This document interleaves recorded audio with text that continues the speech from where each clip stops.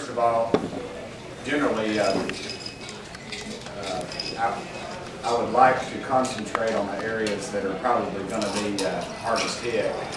Seems like the folks that don't have the advocates, the mentally ill, I've championed that cause for the last few years, and it's not a popular issue till somebody walks out of a Hooters restaurant and kills somebody in the parking lot, and then everybody's going, why didn't y'all do enough for mentally ill? And a lot of those problems can be corrected, and unfortunately there is some financial cost to it, but the far-reaching costs of not doing something are much more damaging to our society and to our just the whole, even the tax base. You can break it down to that level. The problem we have with the mentally ill is that does anybody know what our largest mental hospital is in the state of Tennessee? Shelby County Jail. That's it. And then of course it's followed by Davidson County and Knox County. It's a huge cost on us as taxpayers because it's real easy for us to get all tough and say, well, let's just lock them up, you know, somebody, but they're not necessarily criminals. They have a mental illness, and there's nobody really knows a lot of times why they do these things, but they can be corrected, and they can be corrected fairly cheap if there's some intervention in their life. And the problem we have is that when they turn 18, if you have a child who's mentally ill, then they are not looked on in the same way in the law. They're an adult and they have some say-so over their lives, which they should. And I'm quick to point out to my libertarian friends who always jump up and say, hey, wait a minute, you're getting ready to say something. But there are, and I'm just kidding. I just thought I was being smart aleck. Burchett with 2 T's. I got it.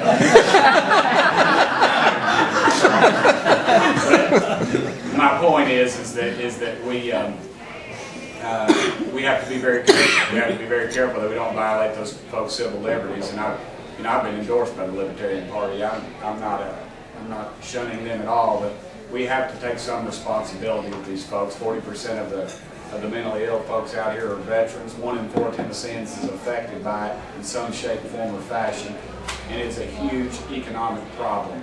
When you figure you can address the problem with a few dollars worth of prescription medication, or we can do it at $30,000 or $40,000 a year in one of our fine jails, where most of those folks, when they get in there, are just going to get the heck beat out of them because they're going to act up and somebody's going to pop them.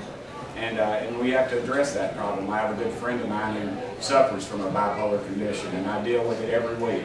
Every week something, and it's just, and these families are trapped in this maze, and the government is clearly made it worse by trying to imprison these people, and we don't need to do it. That's going to be, I've got 2 years left, and it's no secret I'm running for county mayor, but that is going to be an issue I'm going to focus on. I focused on child predators for years, and now we have some of the toughest child predator laws in the nation. And but that's going to be one issue I'm going to deal with. And to just for the record, just to pander to you all, I won't support any measures to loosen our Open Records Act, or to make them negative towards you all, of course. Keep the records open is what I'm saying. I'm coming in off of 2 other events I left. So. Usually a lot of those negatives. Yeah. All I see out there. Yeah. Dude, I don't care. Look, Burchett with 2 T's. These guys on TV, they cuss me, and then somebody will say, hey, what? They say, hey, Burchett, I saw you on TV. And I go, and I thought, oh, man, what'd you think? He goes, oh, we didn't have the volume up, but you look good. Okay. All right, so we've heard. What was the question again? I kind of got just with Kelsey. Yeah, we started with sort of this idea of this discord being something that really started the session off. All right. Politics is a contact sport. And if you watch those craziest videos, they always show some third world country where somebody's getting whomped on the head. There was one the other night, a fist fight. This lady was up there speaking. This other woman came up behind her and pulled her wig off her head and smacked her. And that's some third world country. And in America, we have civil discourse occasionally. We have disagreements, but the reality is the system works. And the system works because our founding fathers put something in place that is it's a pretty darn good situation, really. And was that you? Somebody's getting hammered at the bar. Yeah, pull my wig off.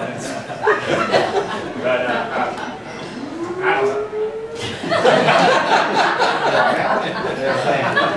I'm telling your wife. But I think it's really.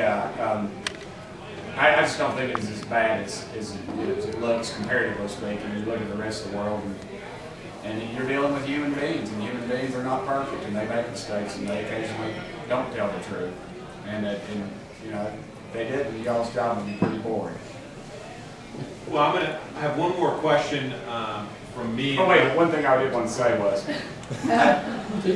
well, Senator Ogilvie can back me up on this. You know, after all that went down and everybody was sharpening their pitchforks and lighting their torches to storm the Capitol, I went down there and told the new speaker, I said, look, you got two choices. I said, you can just continue firing back and this can go on forever, or we can do the people's business. And I said, I've just been told that 600 people are going to lose their job at the University of Tennessee, and you know we're $1 billion in debt.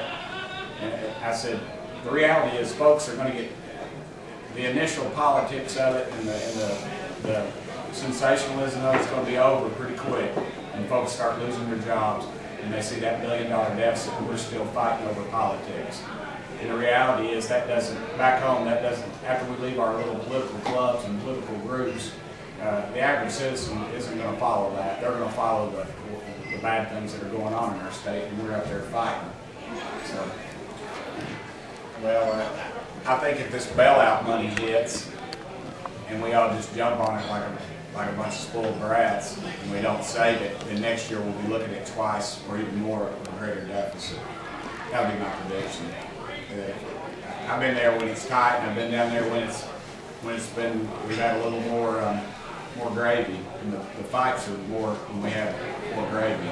So will the surprise be that it's put away for a later day? No, that's not.